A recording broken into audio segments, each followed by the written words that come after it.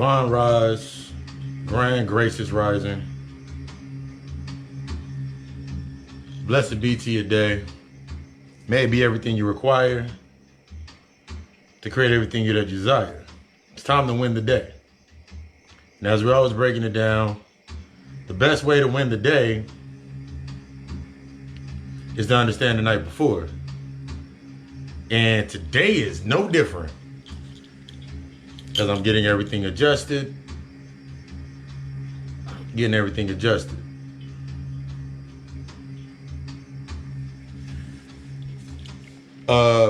Friday we're getting into the voids of perfection, or that red tape, the communication with the subconscious through the symbolism when it comes into our shadow work. But I wanted to get into today, before I get the day started and riled up, I wanted to get into body language. Remember, the subconscious responds to symbols, traumas, repetition, or you feel me? Patterns. So that would mean my body language is the suggestion to my subconscious. My body language programs the suggestions to my subconscious. My understanding of my own body language helps me better program my subconscious. So, 2 questions. How do you sleep? If I were to ask you, how do you sleep? Do you sleep in a stretched out position? Do you sleep in a fetal position? Do you sleep with your hands? Do you sleep with your hands next to your face? Do you sleep with your hand under your pillow?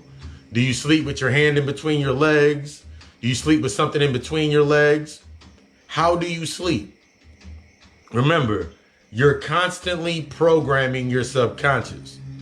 Constantly, you're in a state of programming your subconscious.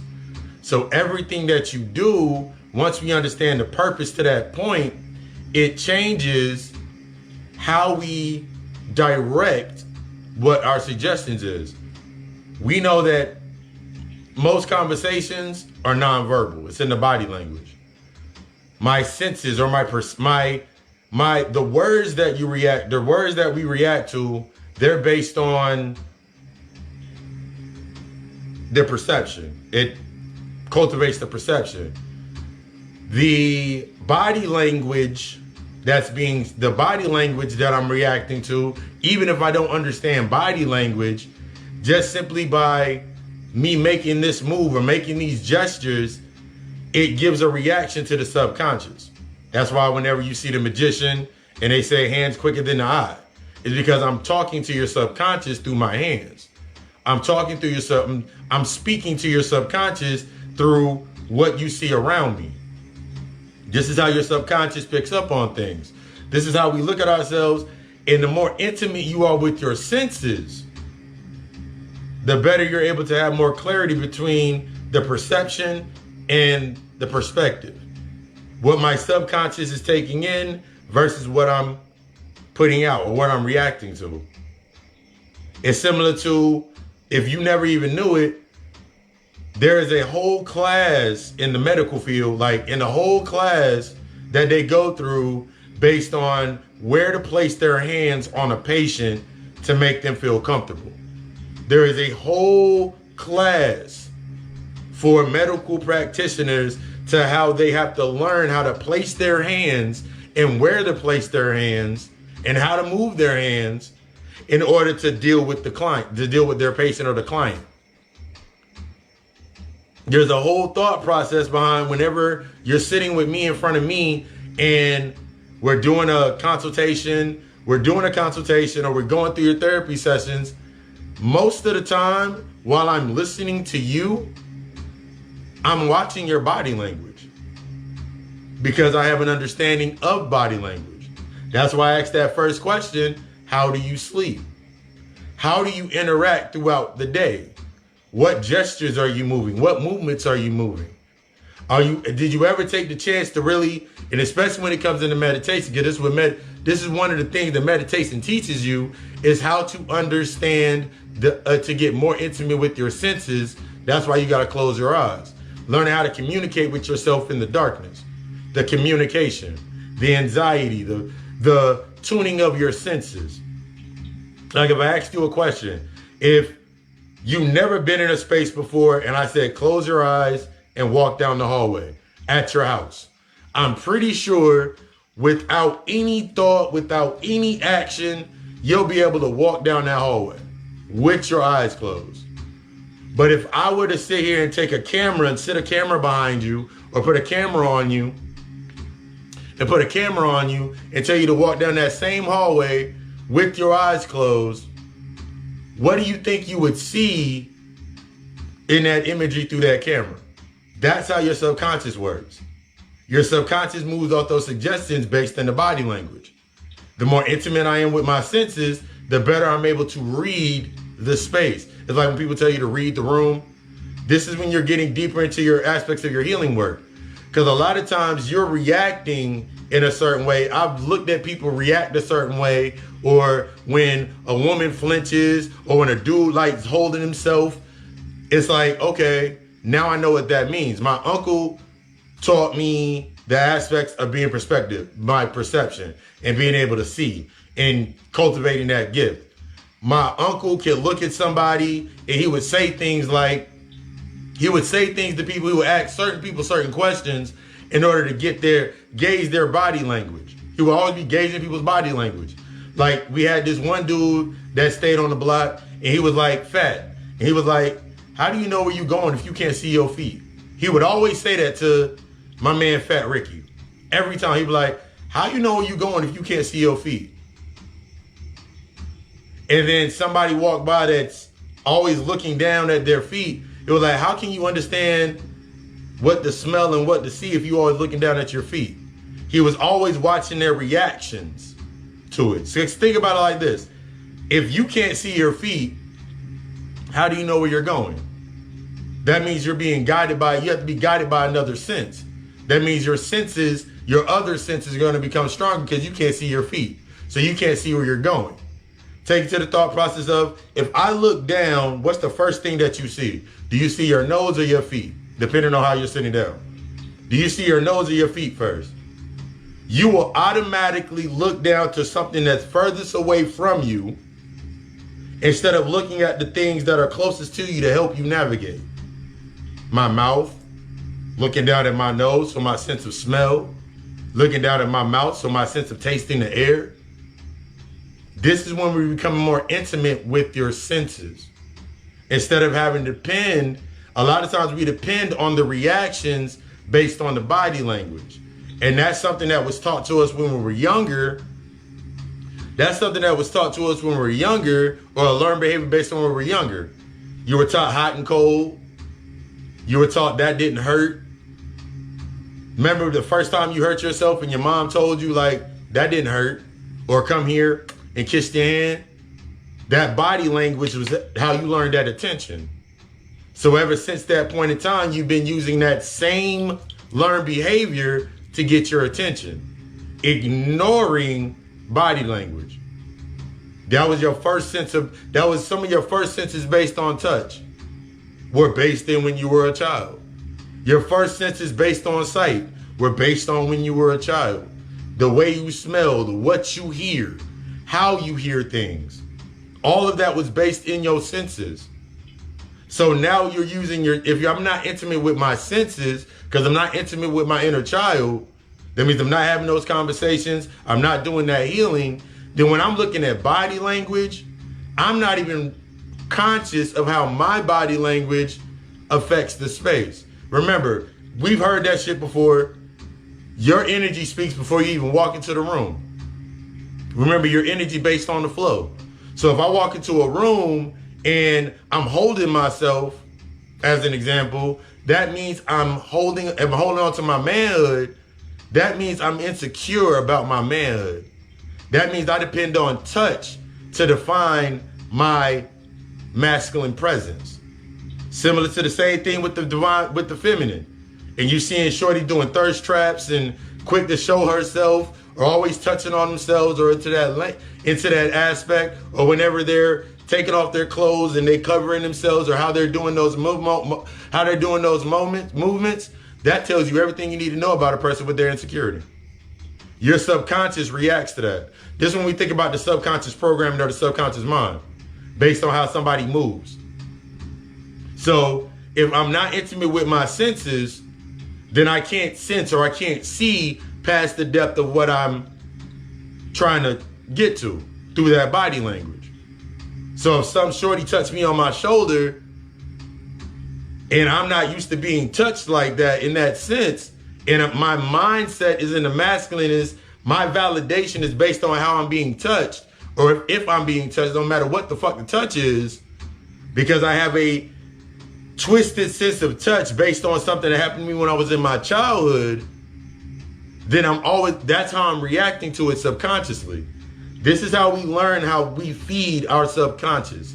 This is how we learn how we're feeding those shadows, and how you interact with your shadows, how you create the identities based on your sense of touch, being overly sexual, being prudish, being extra loud, being very boisterous, going into a space, holding on to yourself.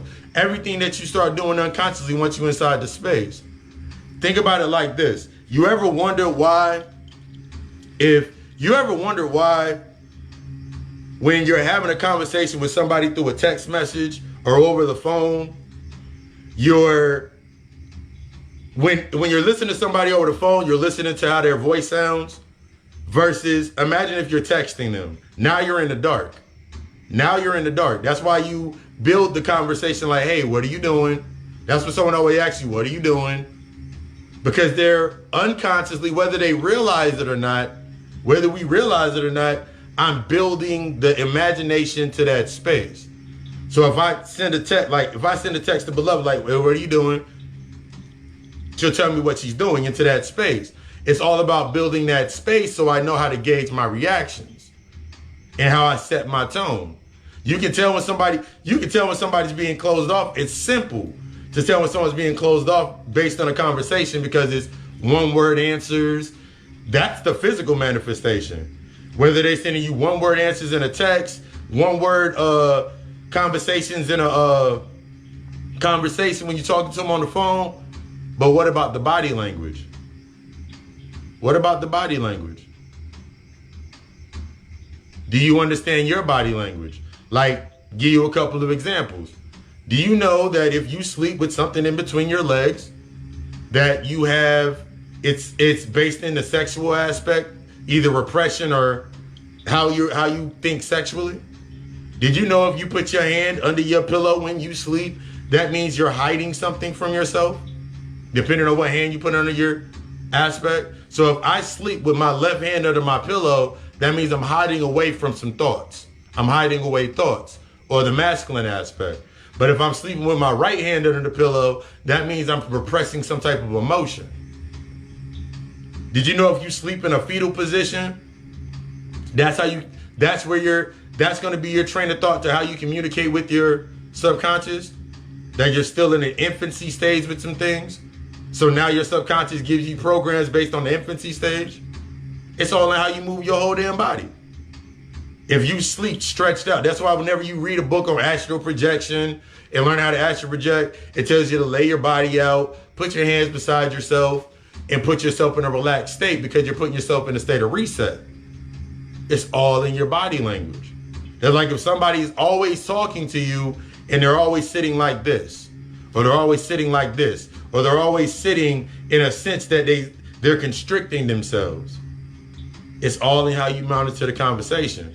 That's like if somebody's talking to you and they're using hand gestures and they're leading you towards their mouth and they're not trying to let you see they're ignoring you to see their eyes. We've seen those interviews. It's like, use it like this. You've seen the interviews on the Breakfast Club and when rappers are wearing glasses, sunglasses and shit, and motherfuckers be like, because their innocence has been taken. Gotta go a little bit deeper than that. Gotta go a little bit deeper than that. Why are you covering your eyes?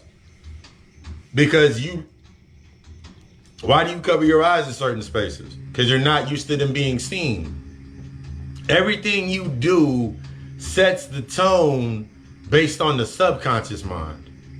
Everything that you're doing in that physical sense is based on your subconscious mind. It's in reaction to the suggestions of the subconscious. Gateway to the soul. Yeah, exactly. So if my soul's not in order, or if I have like rejected aspects of my soul's not whole, that means, because I used to think about it like, why I would always wear sunglasses to take pictures at certain times? Why I wouldn't look my own self in the eyes? Why my conversations, even my earlier conversations with myself when I actually started speaking, doing lives, I had to monitor the way that I was speaking to people. That was in my aspect of my body language. How many times did I look off? How many times did I look down? How many times was I having that conversation? Because the more I got intimate with my senses of my sight when I was seeing things, the more I could actually start, the less projecting I would do to try to fill up the space. Remember, you're living in that. If I'm not dealing with the subconscious aspects, if I'm not dealing with what my subconscious is telling me and how I'm being reacting into a space, then of course that's how the projection goes into the space. So now think about your projections. You hear a whole conversation. This person is standing there in a confident stance while you're arguing with them. And you seem to get more and more and more and more angry without even thinking about it. Why? What is your body language in that moment? What are you feeling in that moment? Because you're going to react based on their body language. Most of them conversations that you've had based on arguments were based on body language. That's why when you see a video, when a comedian does a spoof video of shorty taking a nigga Jordans and cutting them with a knife and everybody's reacting, that's the sense of programming your body language, keeping you in the physical. Your body, the more I started understanding my body language, the less that I had to depend on this aspect of seeing in that physical. When it depends on what time you wake up. It depends on what time you wake up. 9 times out of 10, any time that you're like as an overall answer, when you're waking up around this like different times of the night, or you're waking up, whenever you're waking up in the middle of the night, and whatever feeling you're having, like for this event, like around 3 a.m. But 3 a.m. between 12, 3, and 4, that's the spiritual hour. That's when the veil to the spiritual world is much it's thinner. So that's when you waking up at 3 a.m. between 3 and 4, that's usually whatever feelings coming up, that's how you're being communicated through your subconscious, or through that spirit aspect, in the sense to the astral. Now, the thing that you would ask yourself is like, why do you wake up feeling like you're in a sense of dread? What are you dreading? What happened in that day? What happened? Like the first layer is like, what happened in that day? What's about to happen tomorrow? What's this thought process? Because a lot of times we wake up in dread because we have a fear of that unknown. So that waking up in that middle of that time, waking up in dread, is letting your subconscious is telling you that you are fearing something that is in the unknown. It's time to explore what's in the aspects of the unknown. That's all in that body language. I remember now when I wake up, if I wake up, I give an example. I remember, no problem. That's what we're here for. I remember waking up every day or not going to sleep until like 4 or 5 in the morning. So my body was set to waking up 4 or 5 o'clock in the morning. I go to sleep by 4 or 5. That means I wasn't waking up till like 11 or 12. I had a very lax sense of the intimacy with my own damn senses. So, because now for me, I'm in bed by 10:30, 11 o'clock. Even if I'm not laying down to like go to sleep, my body's in a state of rest. So that's when I always ask, how do you go to sleep? Have you ever woke up and saw where your hands were when you were sleeping? How are you positioned inside of that space? How are you positioned? That's when when you start looking at that, you start understanding that senses with yourself and how you navigate with yourself. I go to sleep, same time every day, lay down. My legs are always in this 4 position. So like I'm laying down like this and one leg's always cocked up to the side to the 4. It's like I'm sitting on a perch because I'm always perching. That's me being an aspect of thought. That's me being my archetype being Thoth, my archetype being Dionys, my archetype, like my spiritual, the deities or the principles of that sense of thought, because I'm going in to think. My body language is to go in to think.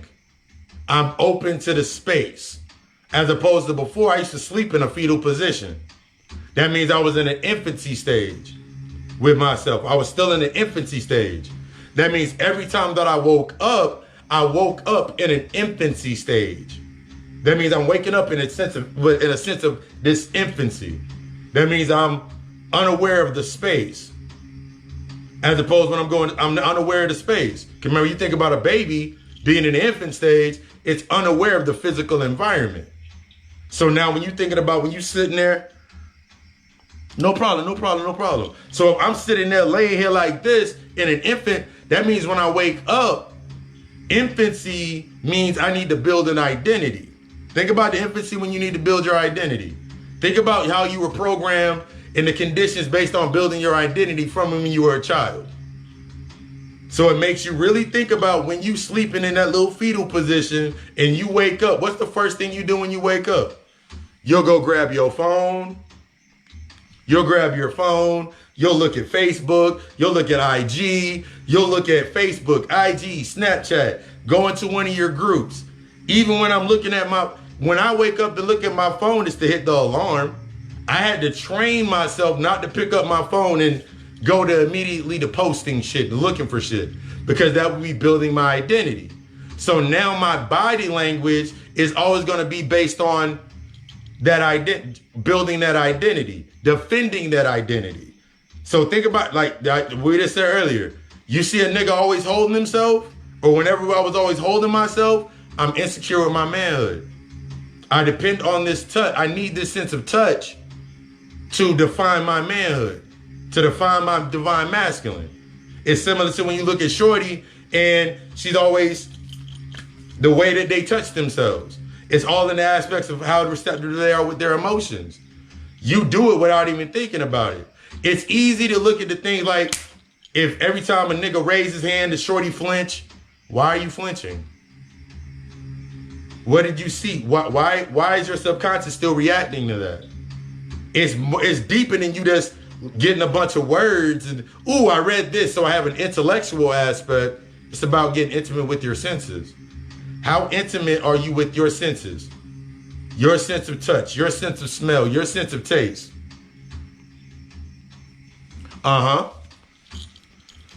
Your sense of touch, your sense of feel, your senses. How are you in depth with your senses?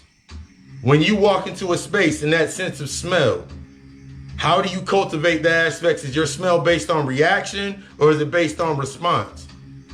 Everything that you're doing inside of your space is based on either that pattern or you coming into that planning or that internal work. Everything that you're doing, not just words that are being said, not just how you're reacting to it, but your body language and feeling your body. Remember, your body's the physical manifestation of every single one of your thoughts that are based in the emotions. My thoughts are my emotions. My emotions manifest and create the body. So if I'm always uptight in my body or I'm not comfortable with my body, then my thoughts are going to match that. Then my body language is going to give myself that sense. Exactly with that aspects to that fear or panic. As opposed to now, like, I'll give you an example. I went to the gym. I was at the gym. Went to the gym, doing my workout.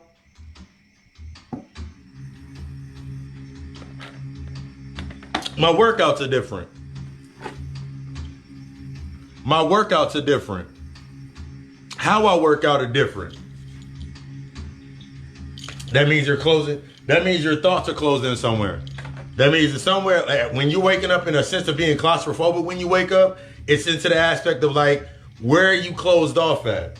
That thought process of dread and feeling claustrophobic, those two things without like getting deep into without us getting deep into a dread, those two things will help me be able to analyze and look at what are you feeling constricted about in your space, in yourself when it comes to the aspects of emotion. Because if it's a feeling of dread, that means you're feeling claustrophobic about emotion, shifting out of a certain space, assessing. There's something that you are not yet assessing inside of yourself. There's something that you're not assessing. There's something that you're not dealing with. You're not allowing to come fully to the surface. When it comes to the surface, it's like, ooh, I don't want that to come all the way to the surface because I don't want to deal with that yet. But everything is based in our body language. How we speak to ourselves. Peace, power, and opulence. Everything is based on how we're speaking to ourselves. Our subconscious listens based in the body language or the symbolization through that body language. But if I have a lack of intimacy with myself, with my senses, then whenever I'm reacting a certain way, I'm unconsciously moving. It's like we said it earlier in the first video. Think about when somebody's jerking, whenever somebody's talking to them, they jerk or they seize up or they're not loose, they're uncomfortable in a certain space. And you be like, the first thing that you say, yeah. But here goes the thing. I'm going to say this before I get back to that, giving a response to that. Everything that you're doing based on your body language programs your subconscious. Your subconscious listens to the body, sees the body language before anything happens. So going into the aspects of that jab, that feeling. That job, now that you're in this sense, now that we're inside of that sense with yourself, what position are you in now? And now that, because we look at things based on good or bad, it's based on positive and negative. Like I use the example, last year, COVID-19 happened there in the 2020. It wasn't about how I was reacting to it, but it was based on how it was bothering me. Because I was like, oh shit, I just lost my job. Or I ain't got enough hours. Or whatever it was. So I remember when COVID-19 slowed all the way the fuck down. And I did not have a job for about, 2 months? I was out for like 2 months. So that's like 8 unemployment paychecks. Before I went into that space, I was already saying, what was I saying before that to myself? Man, I want to get my shit started. I want to do my shit. I want to do my stuff. I want to be in this space with myself. I want to be doing more. So now was the opportunity that was in that space that opened up in that space. What opportunity opens up in that space? For me, 2020, I was still doing this in that. I was still doing this in 2020, 2019 in a private sense, but now it's in a more public sense. It was all based on how I read that space. Like most people are getting the aspect with the jab, the vaccination, things of that nature. Why does it bother you? On a deeper level with you. Not just for they're forcing us to be in control and things of that nature, but think about it like this. This is how I started thinking about those things. What am I doing in that space based on that sense of control? That comfort zone. Because you remember your job is part of that pattern of your comfort zone. You know exactly how to react. You know exactly how to react to your job. You know exactly what to do at your job. You knew exactly how to stay, exactly how mad you were and all that to that certain space. But now that we're in a new cycle with ourselves, now it's time to ask yourself, what do you really want to do for you? What is this? What were the original reasons behind your job? Yeah. It's like, ask yourself the question. We know some of the basic reasons of why we had a job and why we work. We needed to make money. We needed to survive. We needed money. We needed to survive. We needed these types of things to keep us in a certain queue. But now you're sitting there looking at your job. Think about it like this. And I had to really think about this for myself and like that internal aspect. It wasn't my job that was making me the money. I could say it all day. Man, I gave my job the best hours of my life. I remember I was having a nice meditation with myself and something that my pops, when I was working on my maternal wound, the fraternal traumas inside of myself, I remember my pops said something that I let go by the wayside. He was like, no matter what, your job paid you for every hour. Your job paid you for every hour that you work. The moment that you leave, they'll put out an application for something new. So what is it really? As long as I had the job, in reality for a lot of us, as long as we have a condition in our lives, and we're going to get deep into this on Friday in the night, as long as I got a condition in my life that is highlighting my problems, then I don't have to set a standard. As long as I got a condition in my life, or I got these conditions, because your conditions highlight your problems, I ain't got to worry about my standard. Because all I'm thinking about is surviving based in my conditions. But if I start looking at my standards, my budget, my self-care routine, how I talk to myself, the things that I do in that narrative, then it changes how I view those conditions. It changes how I look at those conditions. Yes, it's a crutch. It changes how I look at those conditions. It changes how I move inside of that space. All of that goes, and that's one of the things when we're doing our internal work and our shadow work, is facing what we've created in that space based on that fear, based on that insecurity, based on that comfort zone that we got stuck in, those patterns. That's what becoming intimate with our aspects of ourselves. Because we got used to that. This is why I tell people all the time, you've been rocking with me for a while, I say it in almost every other class, the first thing you got to do when it comes to your traumas and your experiences that you were perceiving as bad, in order to make them go into the slot of being good or they served you, you got to admit that they served the purpose, that you benefited from the trauma. That's acknowledging. I have to acknowledge and accept that I benefited from the traumatic experience. Because if I didn't, then I wouldn't be where I'm at. That's how you move forward. That's how you get. Remember, reaction is comfort. Remember, once we got a good and bad, reaction is simply comfort. If I can react to some shit, I'm exercising my comfort zone. When I can't react to something, or I can't say something, or I'm lost for words, when I'm lost for words, that means I'm being challenged to step out of my comfort zone to find the answer. How does my body move based on that? How do I feel? I feel tense whenever I think about chakra work. I feel tense in my heart whenever I'm thinking about something that's really emotional. I feel my power, I feel sick to my stomach whenever my power or how I grew my confidence or my root chakra and how I'm moving. That's the internal body language. That's my internal senses. But I want to build onto this some more tonight. 7 p.m. Eastern Standard Time. Now I'm doing the promo for the 7 p.m. Eastern Standard Time God Hour show. Let's get a little bit deeper into this tonight. 7 p.m. Eastern Standard Time God Hour show. Live readings come through. Live readings start at 7:30 from 7 to 7:30. We're gonna break down the topic and we're gonna get a little deeper into this. Everything from consultations, readings.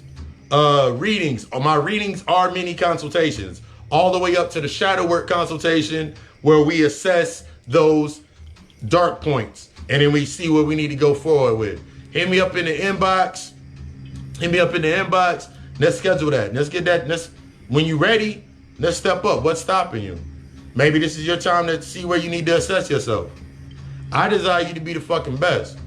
I come from a space where doing that internal healing in the reflection is, until one is able to simplify the formula, one cannot teach and or learn. A lot of times when we're inside of our spaces, because of that fear to simplify, to bring that to the most simplest point, that means our emotions and our thoughts, our repressed emotions and our memories and our shadows, in the simplicity of the dark, to create our absolute. What's in your darkness? Remember, from the nothing or the darkness is the absolute. So what's in your darkness that is creating the absolute of your environment? I desire you to be the fucking best. Hit me up in the inbox. I'll see y'all tonight at 7 p.m. I love you. We love us. Ashe.